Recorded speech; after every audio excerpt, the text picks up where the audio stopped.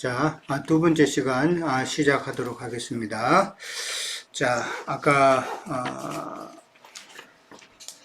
5절까지 했죠? 예.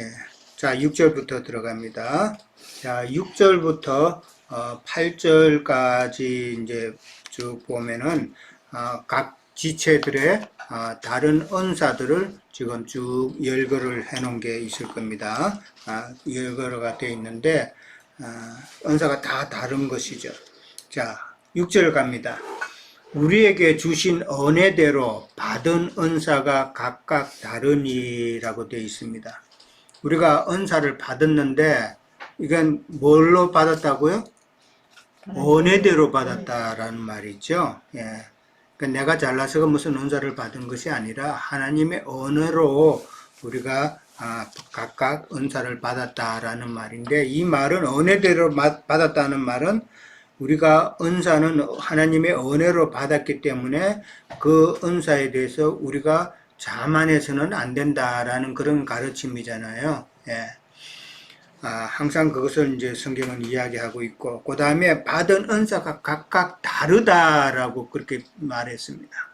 다르다라는 말은 어떻게 보면은 나하고는 다르기 때문에 다른 사람의 그 은사에 대해서 뭐 함부로 침범해서 무슨 말을 한다든지 내 생각대로 강요한다든지 이렇게 해서는 안 된다라는 그런 의미도 있다라는 것이죠.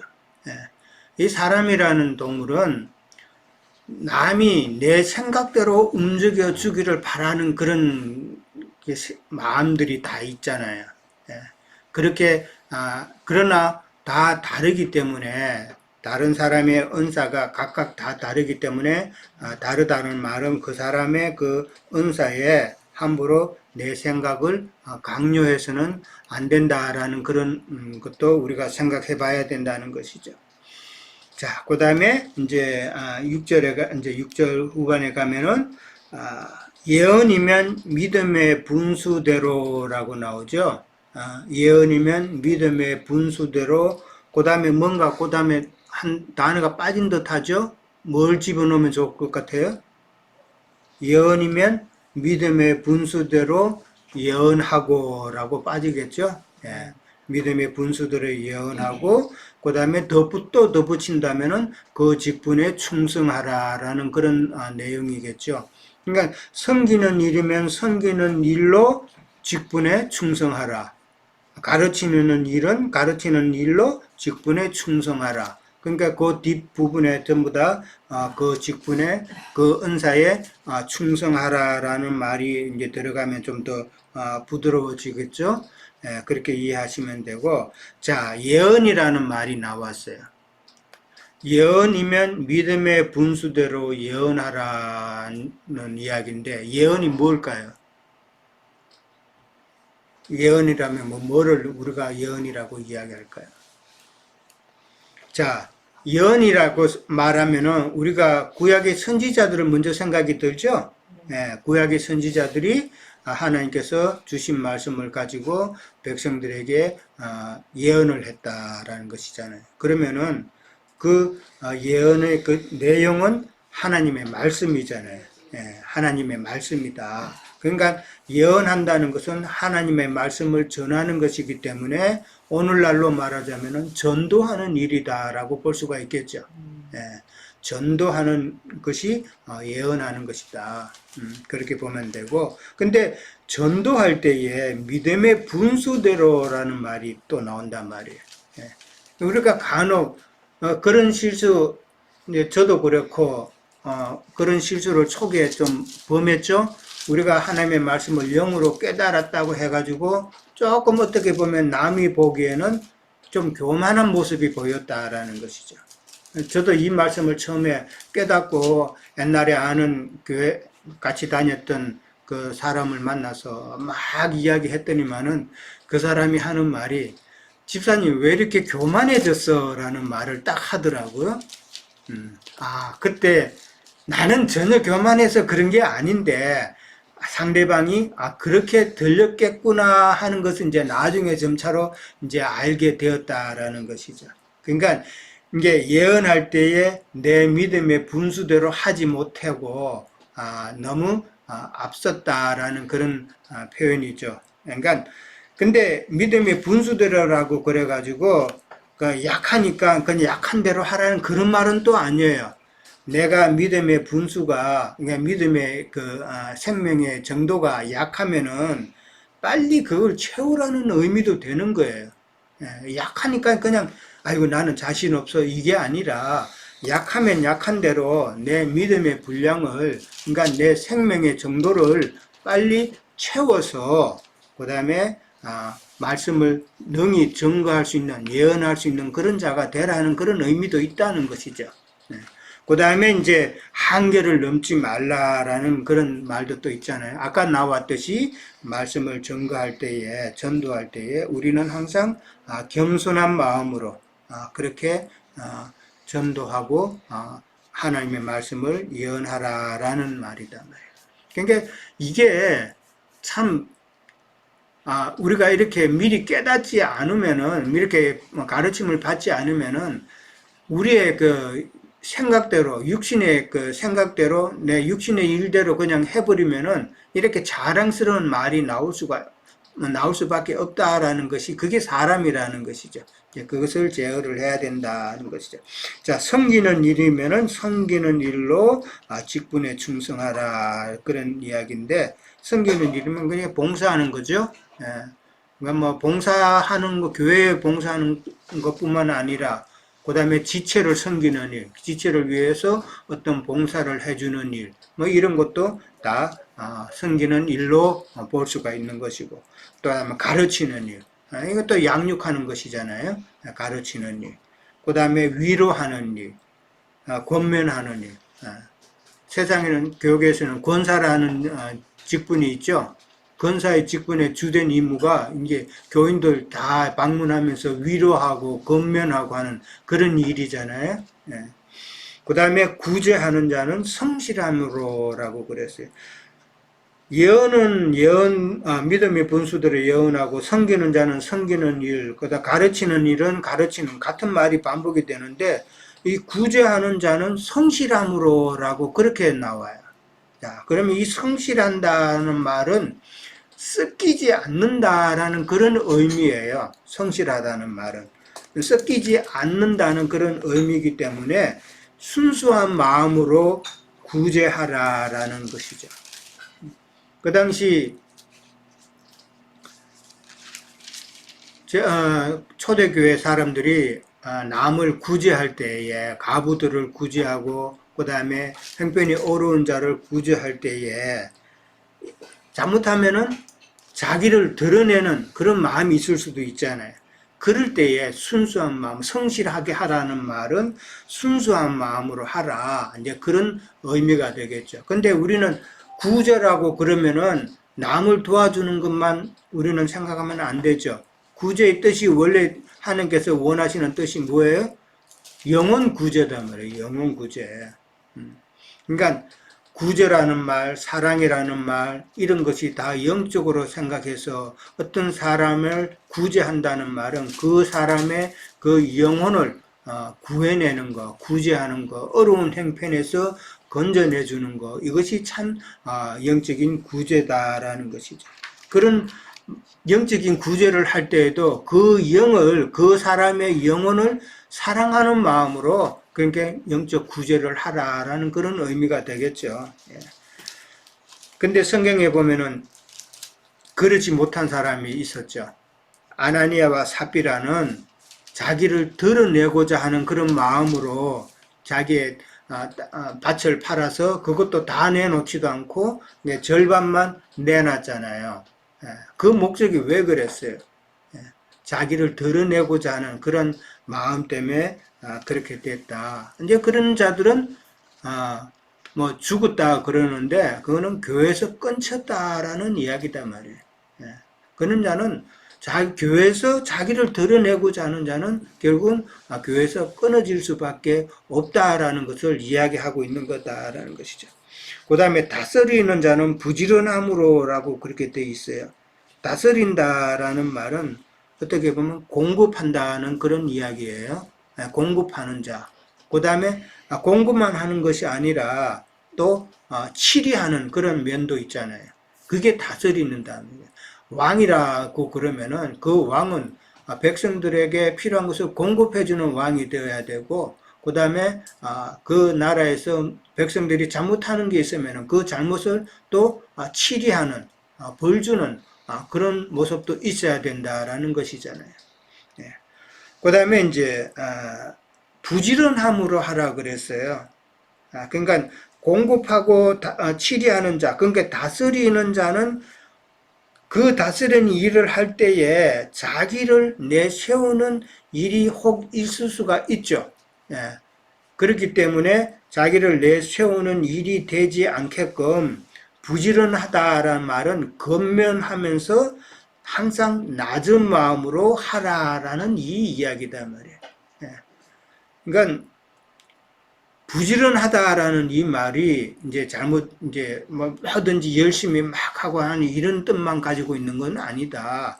이 부지런하다는 그 말은 어떻게 보면 낮은 마음이다. 낮은 마음으로 참 건면하게 하는 자가 부지런한 것이죠. 예. 교만한 사람은 자기를 내세우는 사람들은 손에 물 잘 안 묻히려고 그러죠. 세상 예배당에 또 가면은 좀 교만하다 싶은 사람, 좀 높은 직분을 가지고 있다라는 이런 사람들은 보면은 뒷짐지고 그냥 뒤에 있으면 꼴불견이잖아요. 예. 그렇게 하지 마라라는 것이죠. 다스리는 자는. 그 다음에 긍휼을 베푸는 자는 즐거움으로 하라고 그랬습니다. 긍휼을 베푸는 자, 남을 위해서 동정을 베풀고 그 다음에 어떤 도움을 주고 하는 이런 일을 하는 자는 즐거움으로 하라.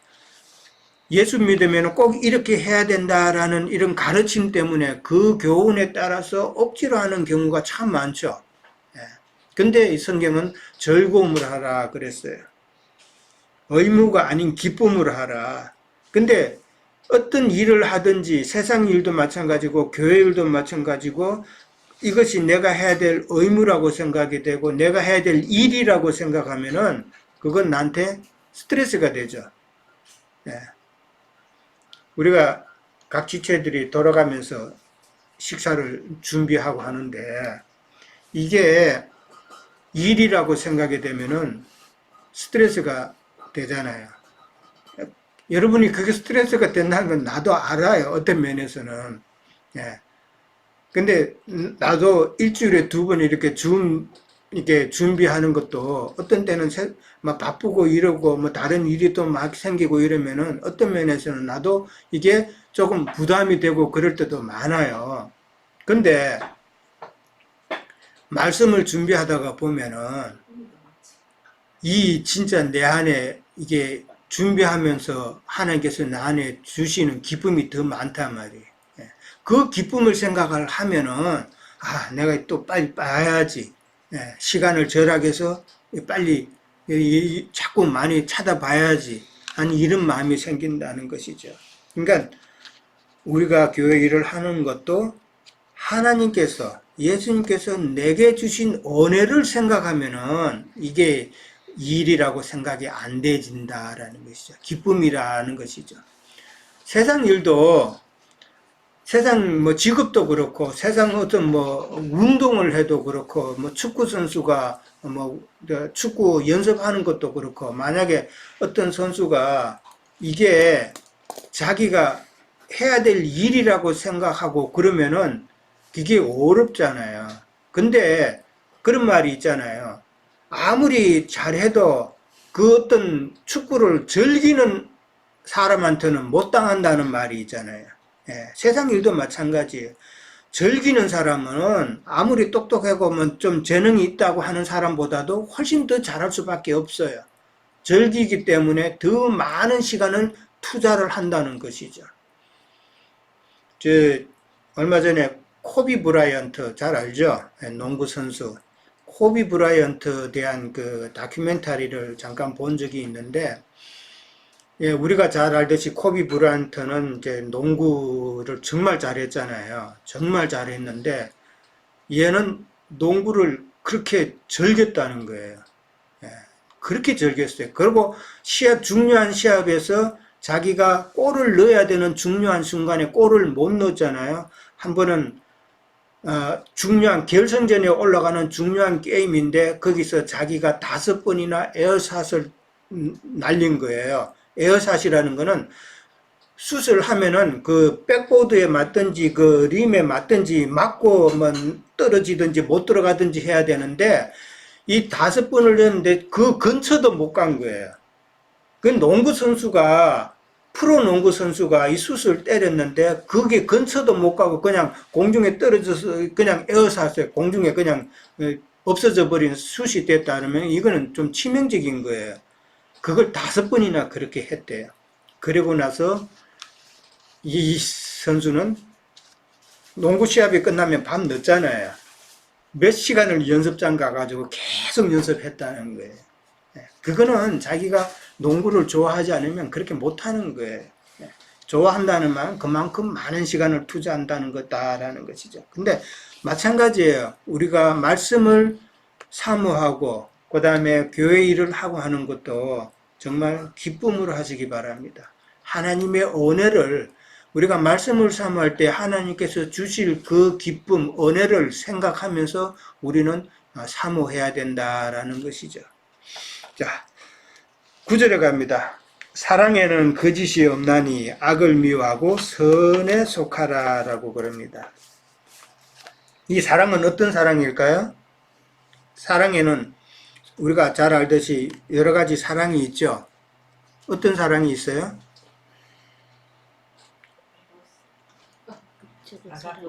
아가페 사랑이 있고 또 필레오 사랑이 있고 예수님께서 제자들에게 네가 나를 필레오하느냐라고 그러죠. 그 다음에 부모의 사랑 스토게, 그 다음에 남녀간의 사랑 에로스, 요 4가지 사랑이 이제 헬라에 있잖아요. 여기 사랑은 아가페 사랑이죠. 하나님의 사랑이단 말이에요. 하나님의 사랑은 무슨 사랑? 진리의 사랑이단 말이에요. 진리의 사랑. 그러니까 사랑에는 거짓이 없나니 이 말은 진리에는 거짓이 없나니라는 말로 통하죠. 그러니까 악을 미워하고 선에 속하라라는 이 말은 이 악은 그러니까 비진리단 말이에요. 나쁜 행동이 아니라 비진리를 미워하라, 혐오하라. 비진리를 미워하고 선에 속하라라는 이 선은 그러니까 곧 진리단 말이에요. 그렇게 이해를 속하다, 선에 속하라는 말은 진리에 연합하라, 진리와 함께하라라는 그 말이다 말이죠. 그러니까 이 악이라는 단어, 데살로니가전서 5장 22절에 보면은 악은 어떤 모양이라도 버리라라고 되어 있단 말이에요. 그러니까 나쁜 행동을 하지 말라는 그 이야기도 그 이야기만이 아니라 여기서 말하는 악은 비진리단 말이에요. 비진리는 하나님의 말씀을 대적하는 것이기 때문에 어떠한 모양이라도 버려라. 그렇게 강조를 하고 있죠. 그러니까 하나님의 말씀을 갖다가 자꾸 이렇게 문자적으로 악을 생각하고 선을 세상 착한 일을 이렇게 자꾸 이해를 하면은 하나님의 그 은혜가 우리한테는 임할 수가 없어요. 왜? 영의 말씀이 아니니까. 그러니까 고린도 후서 5장 16절에 보면은 그리스도를 이전에는 내가 육신으로 알았으나 이제는 그같이 알지 아니한다라는 고백이 있어요. 이 그리스도를 예수를 우리가 알 때에 그동안에는 내가 인간의 생각대로 육신의 생각대로 예수님을 이해했다는 말은 성경도 마찬가지인 거예요. 성경 전체를 육신의 일로 문자적으로 그렇게 이해했지만은 이제는 그렇지 그같이 알지 아니한다라는 말은 이제는 영으로 깨닫는다라는 그런 말씀이잖아요. 그러니까 영으로 우리가 깨달아서 문자적으로 알지 않고 영으로 깨달아야 은혜가 임한다라는 것을 우리는 이해를 잘 하시기 바랍니다. 10절에 가면은 형제를 사랑하여 서로 우애하고 존경하기를 서로 먼저 하라라고 나옵니다. 여기서 형제를 사랑한다는 이 사랑은 필리아 사랑이죠. 형제 사랑이다 말이에요. 형제를 이렇게 사랑하고 서로 우애하다라는 말이 있어요. 이 우애한다는 말은 같은 그리스도인으로서의 그 우애다 말이에요. 그러니까 형제하고 비슷한 거죠. 우애하고. 그 다음에 존경하기를 서로 먼저 하라라고 그랬어요. 존경하기를 서로 먼저 하라는 말은 상대를 먼저 인정하라라는 거다. 뭐를 인정해요? 나보다 낫다라고 인정을 하라라는 말이다 말이에요. 그 말은 상대가 나보다 더 낫다라고 인정을 하라는 말은 상대가 나보다 우월해서가 아니라 다른 이유 때문에 우리가 상대방을 낮게 여겨야 된다라는 말인데, 그럼 다른 이유라는 게 뭘까요? 그 상대방은, 그 지체는 하나님께서 사랑하시는 자이기 때문이다라는 것이죠. 저 지체는 하나님께서 사랑하시는 지체이기 때문에 내가 그를 먼저 나보다도 낫다라고 인정해 주라라는 그 이야기단 말이죠. 그러면은 그 상대방도 똑같이 나를 인정을 해 준다라는 이야기잖아요. 왜? 다 하나님의 사랑하는 자, 하나님의 자녀이기 때문에 그렇다라는 그런 내용이 되겠죠. 자, 형제를 사랑하여 서로 우애하고 존경하기를 서로 먼저 하라. 이게 참 교회 생활에 있어서 필요한 말씀이에요. 그러니까 예수 그리스도 안에서 우리가 하나님의 자녀로 생각이 되고, 그 다음에 서로 믿음의 식구로 그렇게 인정을 하고 서로 사랑하라라는 것이죠. 교회 안에 들어왔으면 우리는 다 교회 안에서 믿음의 가족들이다라는 그런 사고방식을 가져야 된다라는 말이죠. 그러니까 이 사고방식에는 어떤 인간적인 그런 조건으로 대해서는 안 된다라는 말이잖아요. 우리가 가족이라면은 그 가족이 내게 어떤 해를 끼치고 어떤 섭섭함을 내게 주었고, 그 다음에 어떤 게 보면은 또 무시를 당할 때도 있고, 뭐 그런 말로 상처를 받는 그런 경우도 있다 할지라도, 그런 어떤 인간적인 조건으로 우리가 그리스도 교회를 생각하면은 안 된다라는 말이죠. 그렇게 해야 우리가 하나님의 은혜로 우리가 새로운 피조물이 된 증거가 된다라는 거예요. 우리 말로는 우리가 하나님의 새로운 피조물이 되었다고 하는데, 교회 생활에 있어서는 사실 하나님께서 원하시는 그러나 가족 간의 그 사랑, 그 우애, 이것을 가지지 못하면은 그런 말할 자격이 못 된다라는 말이잖아요. 그래서 참 우리 교회 생활에서도 어떤 인간적으로 생각하면은 서로 말로 상처가 된 경우도 있을 것이고, 서로 안 좋은 그런 때도 있을지 몰라도 그런 것은 다 배제를 해야 돼. 참 한 식구 아니다, 한 교회 안에서 한 가족이다라는 것을 먼저 염두에 두라는 그런 이야기죠. 그게 참 교회 생활이다라는 것이죠. 자, 그 다음에 11절에 갑니다. 부지런하여 게으르지 말고 열심을 품고 주를 섬기라. 이 말이 딱 나오는데, 이 말이 나오니까 내 어릴 때 생각이 나더라고요. 제가 어릴 때 다니던 교회는 학생 주일날 저녁에 예배를 들을 때 각 기관의 헌신 예배라는 게 있잖아요. 그렇죠? 있었죠?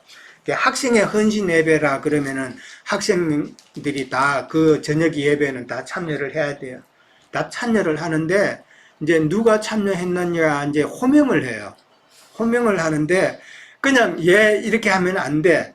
일어서 가지고 성경 구절을 하나 외워야 돼. 그때 제 기억이 나요.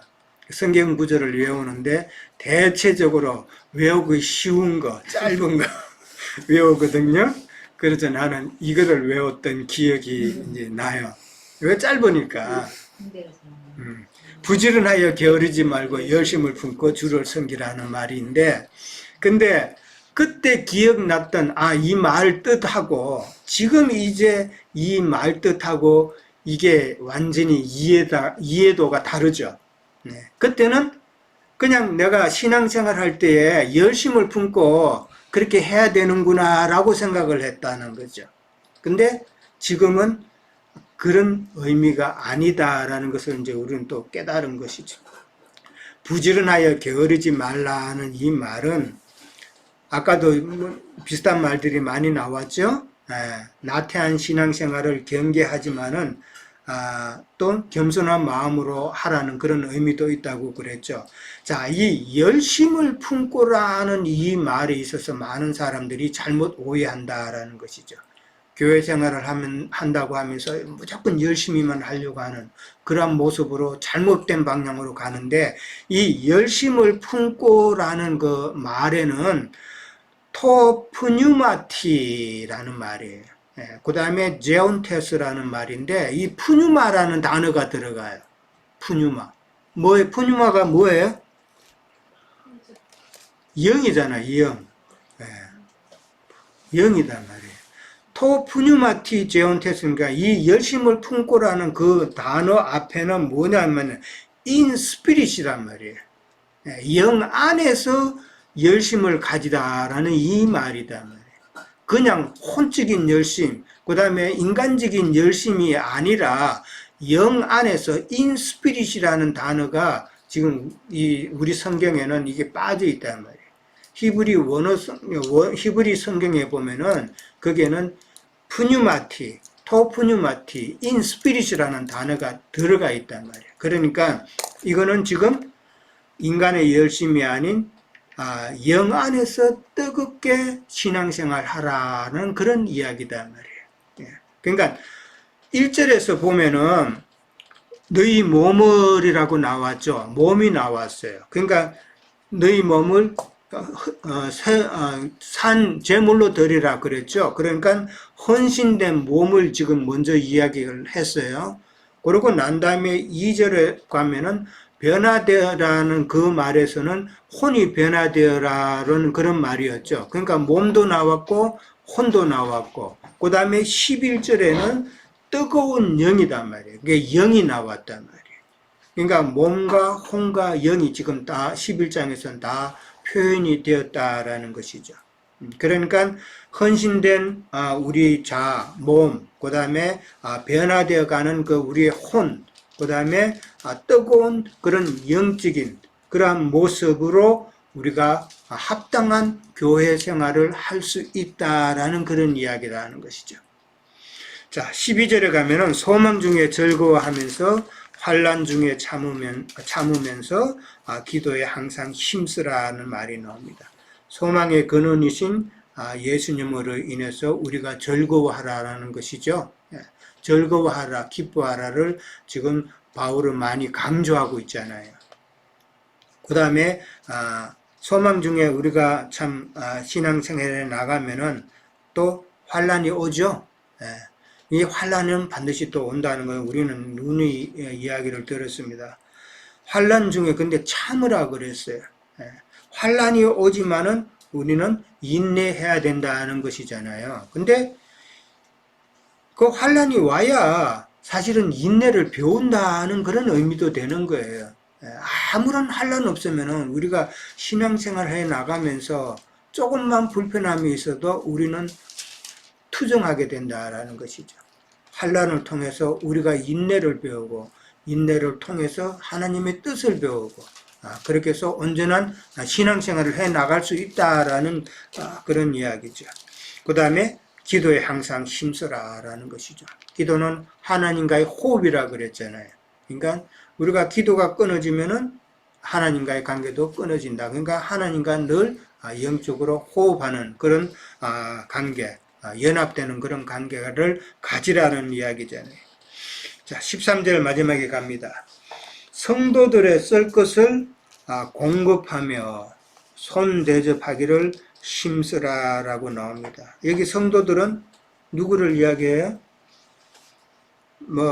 로마에 있는 모든 성도들을 이야기하는 것이지만 오늘날 우리 모든 교회 안에 있는 모든 지체들도 다 포함되는 말이다. 성도들의 쓸 것을 공급하라 그랬어요.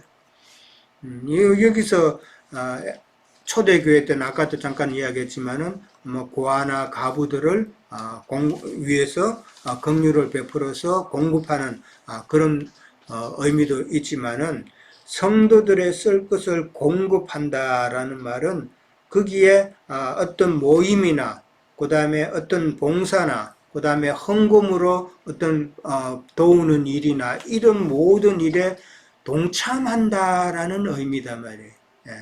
동참하지 않으면은 그거는 공급하는 게 아니죠. 같이 어떤 모임도 같이 동참하고 그 다음에 서로 교제하는 일에도 서로 동참하고 봉사하는 일에 헌금하는 일에 이 모든 일에 동참하는 것이 공급하는 일이다라는 그런 이야기가 되겠죠. 자, 손 대접하기를 힘쓰라 그랬어요. 우리가 손이라고 손님이죠. 우리가 그전에 배웠죠? 어떤 손이라는 게 뭐라고요? 손 대접하기를 힘쓰라. 전도자라고 그랬잖아요. 말씀을 전가하는 전도자들이 바로 손으로 그렇게 표현되었다. 대접한다는 말도 공급한다는 것이죠. 그래서 우리가 믿음의 그 생활을 하면서 어떤 말씀을 전가하는 일이 필요해서 어디에 간다든지 이렇게 할 때도 우리가 필요한 것을 서로가 공급하는 그런 모습이 손 대접하는 모습이다라고 또 생각해 볼 수 있죠.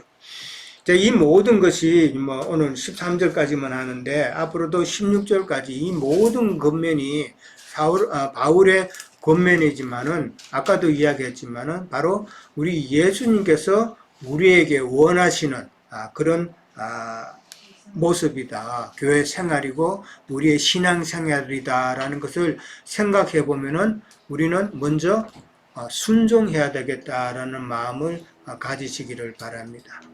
그래서 참 교회 생활에 있어서 믿음 생활에 있어서는 이 순종이라는 게 그만큼 많은 부분에서 강조가 된다. 그 순종이 제사보다 낫다라는 말을 우리는 잘 기억하잖아요. 우리 교회 생활도 잘하기 위해서는 순종이 필요하다라는 것을 이해를 하시기 바랍니다. 자, 저는 오늘 여기까지만 하도록 하겠습니다.